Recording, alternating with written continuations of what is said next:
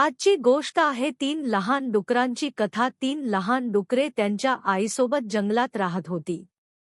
काही काळानंतर जेव्हा ते मोठे झाले, तेव्हा त्यांच्या आईने त्यांना बोलावले आणि म्हणाली, माझ्या प्रिय मुलांनो, तुम्ही तिघेही आता स्वतःची काळजी घेऊ शकता आणि स्वतःचे जीवन जगू शकता.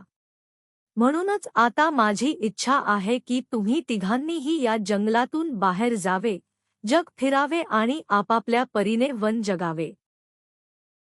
आईचे म्हणणे ऐकून ती तिन्ही डुकरे घरातून बाहेर पडली आणि शहराकडे जाऊ लागली. काही अंतर चालल्यावर ते दुसऱ्या जंगलात पोहोचले. तिन्ही डुकरे खूप थकली होती.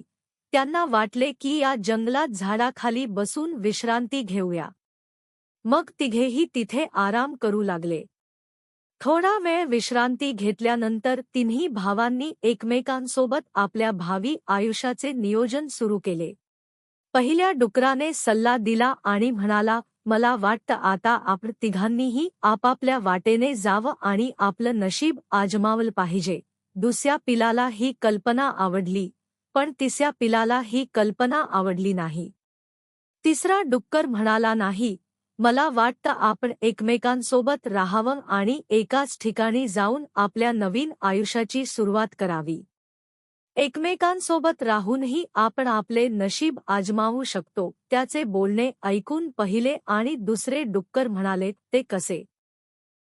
तिसऱ्या पिल्लाने उत्तर दिले, आपण तिघेही एकाच ठिकाणी आसपास राहिलो तर आपण एकमेकांना कोणत्याही संकटात सहज मदत करू शकतो. दोन्ही डुकरांना ही गोष्ट आवडली.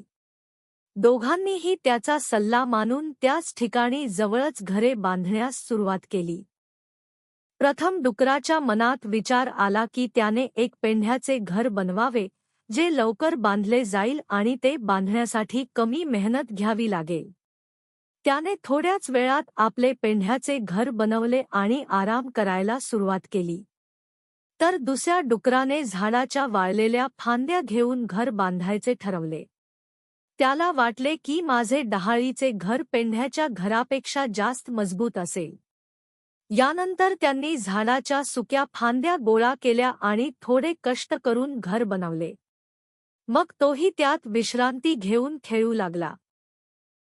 दुसरीकडे तिसऱ्या पिलाने खूप विचार करून विटा आणि दगडांनी घर बांधायचे ठरवले. त्याला वाटलं, घर बांधायला खूप मेहनत घ्यावी लागेल, पण हे घर मजबूत आणि सुरक्षितही असेल. विटांचे घर बांधण्यासाठी तिसऱ्या पिलाला 7 दिवस लागले.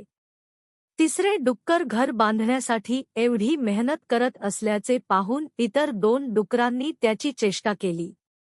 त्यांना वाटते की तो त्याच्या मूर्खपणामुळे घर बांधण्यासाठी इतके कष्ट करावे लागत आहेत. ते दोघेही त्याला त्यांच्याबरोबर खेळायला सतत बोलवायचे, पण तिसऱ्या पिल्लू आपले घर बनवण्यासाठी खूप मेहनत घेत होता. जेव्हा त्याचे घर विटांनी बांधून झाले तेव्हा ते खूप सुंदर आणि मजबूत दिसत होते. यानंतर तिन्ही डुकरे आपापल्या घरी आनंदाने राहू लागली. त्या नवीन ठिकाणी तिघांनाही कसलाही त्रास झाला नाही, त्यामुळे तिघेही आपापल्या घरी खूप आनंदात होते. एके दिवशी त्याच्या घरांवर एका जंगली लांडग्याची नजर पडली. 3 मोठी डुकरं बघून त्याच्या तोंडाला पाणी सुटलं. तो लगेच त्याच्या घराकडे निघाला. प्रथम तो पहिल्या डुक्कराच्या घरी पोहोचला आणि दरवाजा ठोठावू लागला. पहिले डुक्कर झोपले होते.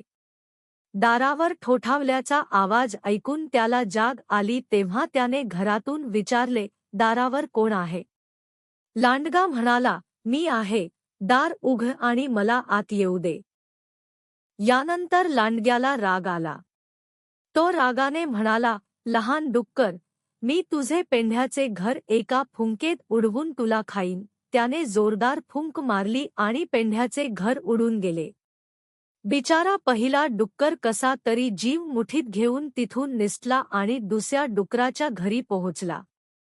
दुसऱ्या पिलाने दार उघडताच त्याने पटकन आत जाऊन दरवाजा बंद केला.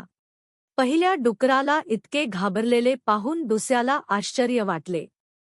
दरम्यान लांडगाही त्यांच्या घरी पोहोचला आणि दार ठोठावू लागला. लांडगा पुन्हा म्हणाला, दार उघड, मला आत येऊ दे. आवाज ऐकून पहिल्या डुक्कराने ओळखले की बाहेर तोच लांडगा आहे. तो म्हणाला, भाऊ, दार उघडू नकोस. हा एक जंगली क्रूर लांडगा आहे, जो आम्हा दोघांना खाईल. दुसऱ्या पिलाने दार उघडले नाही तेव्हा लांडगा पुन्हा रागाने लाल झाला. तो ओरडला, लहान डुकरांनो, तुम्हाला काय वाटतं, जर तुम्ही दार उघडलं नाही तर तुम्ही दोघेही वाचाल का? डहाळ्यांनी बनवलेले हे घर मी एका झटक्यात तोडू शकतो. असे म्हणताच लांडग्याने डहाळ्यांनी बनवलेले दुसऱ्या डुकराचे घर एका फटक्यात फोडले.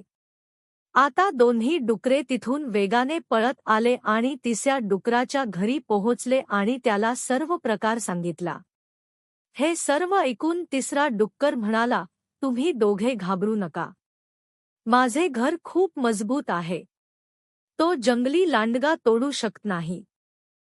पण दोन्ही डुकरांना लांडग्याची खूप भीती वाटत होती, म्हणून ते घराच्या एका कोपऱ्यात लपले. दरम्यान लांडगा तेथे आला. तो तिसऱ्या डुकराच्या घराचा दरवाजा ठोठावू लागला. तो म्हणाला, लवकर दार उघड आणि मला घरात येऊ दे. म्हणूनच तिसरा डुक्कर घाबरता म्हणाला, नाही, आम्ही दार उघडणार नाही. हे ऐकून लांडगा ओरडला, मी तुम्हा तिघांनाही मारून खाईन. मी हे घरही तोडू शकतो. लांडग्याने तिसऱ्या रानडुकराचे विटांचे घर फोडण्याचा प्रयत्न सुरू केला. प्रथम त्याने फुंक मारली, पण त्याने विटांचे घर उडाले नाही. यानंतर त्याने पंजाने घर फोडण्याचा प्रयत्न केला, मात्र त्यातही तो अपयशी ठरला. जंगली लांडग्याने खूप प्रयत्न करूनही तिसऱ्या डुकराचे विटांचे घर तोडू शकला नाही, तरीही लांडग्याने हार मानली नाही. घराच्या चिमणीतून घरात प्रवेश करायचा असे त्याने ठरवले. आधी तो घराच्या गच्चीवर चढला आणि नंतर चिमणीतून घरात प्रवेश करू लागला. चिमणीच्या आतून येणारे आवाज ऐकून पहिला आणि दुसरा डुकर आणखी घाबरून रडू लागले. तेव्हा लगेचच तिसऱ्या डुकराला कल्पना सुचली. त्याने चिमणीच्या खाली आग लावली आणि एका भांड्यात पाणी भरले आणि ते उकळण्यासाठी ठेवले. लांडग्याने चिमणी खाली उडी मारताच तो थेट उकळत्या पाण्यात पडला आणि त्याचा मृत्यू झाला. अशा प्रकारे तिसऱ्या डुकराच्या शहाणपणाने आणि निर्भयतेने तिन्ही डुकरांचे प्राण वाचले. त्यानंतर पहिल्या आणि दुसऱ्या डुकराला त्यांची चूक लक्षात आली. ते म्हणाले, आम्हाला माफ कर भाऊ. आम्ही तुझी चेष्टा करायला नको होती. तू अगदी बरोबर होतास. तुझ्यामुळे आज आम्ही जिवंत आहोत. तिसऱ्या डुक्कराने दोघांनाही माफ केले आणि स्वतःच्या घरात राहण्यास सांगितले. यानंतर तिन्ही डुक्कर विटांनी बनवलेल्या एका मजबूत घरात आनंदाने एकत्र राहत होते.